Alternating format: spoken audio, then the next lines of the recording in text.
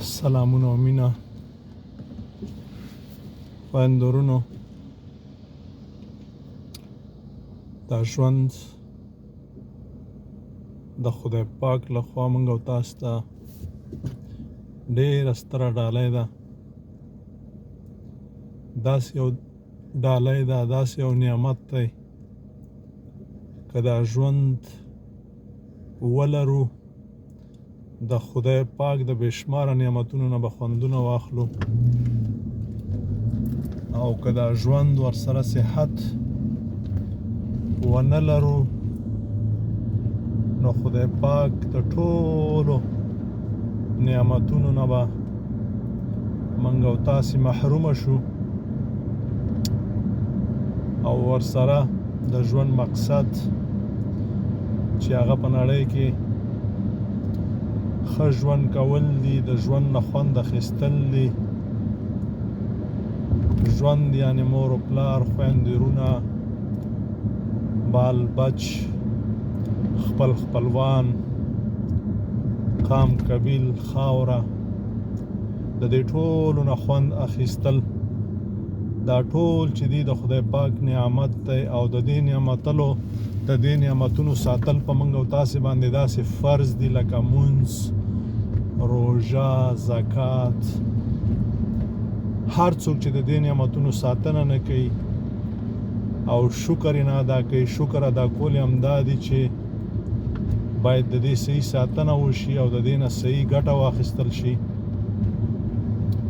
دا د ژوند مقصد دی چې دا نړۍ آباده شي. عزیزانو، خدای پاک موږ او تاسې دې نړۍ ته رالیږلي یو چې دا نړۍ په موږ او تاسې باندې آباده کا.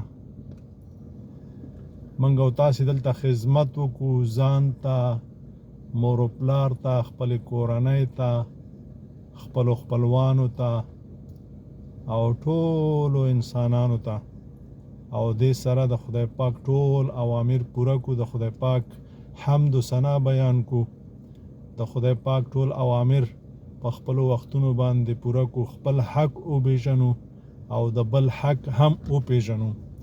ډېره مهمه ده چې یو انسان خپل حق باید وپېژني، د حق نه باید تیر نشي، د چوکاټ نه باید ونه وځي. که خپل حق مو وپېژنده د بل به مو وپېژنئ، که خپل ځان مو وپېژنده خپل رب به مو وپېژنئ، او که رب مو وپېژنده دا ټول نعمتونه به وپېژنئ.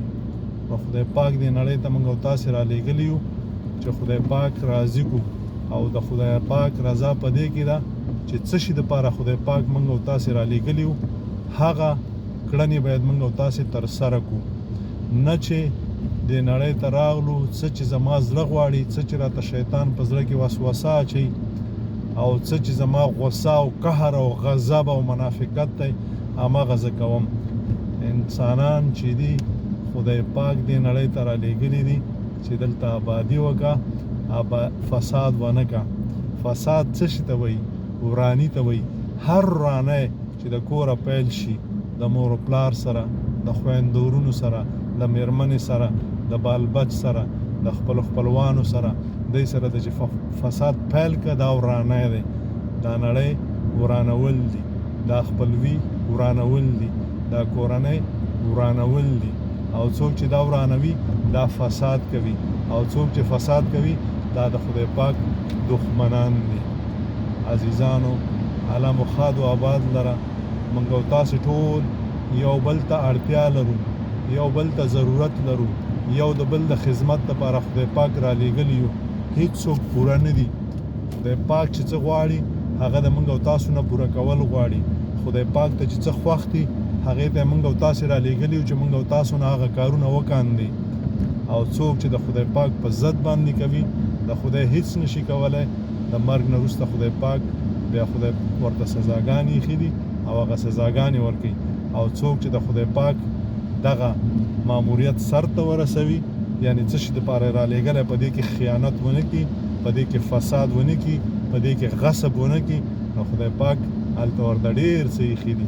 بیا نو په دې باندې امانه نه ده، بیا خدای پاک ورته ډېر څه ایښي دي چې هغه ورکوي. الله مو ښاد و آباد لره. یو بل ته لاسونه ورکوي، یو د بل نه قربان شي، یو د بل حق وپېژنئ، یو بل وزغمئ، څنګه چې موږ یو داسې هر څوک دي هیڅ چا په هیڅوک په هیڅ چا بالاتر نه دي هیڅوک د هیڅ چا نه کم نه دي که ځان مو وپېژانده د بل حق مو وپېژانده خپل حق مو وپېژانده په دنیا کې به خپل ژوند ښه ژوند ولرئ او د مرګ نه وروسته به څه چې غواړئ هغه به خدای درکړي. السلام علیکم ورحمت الله.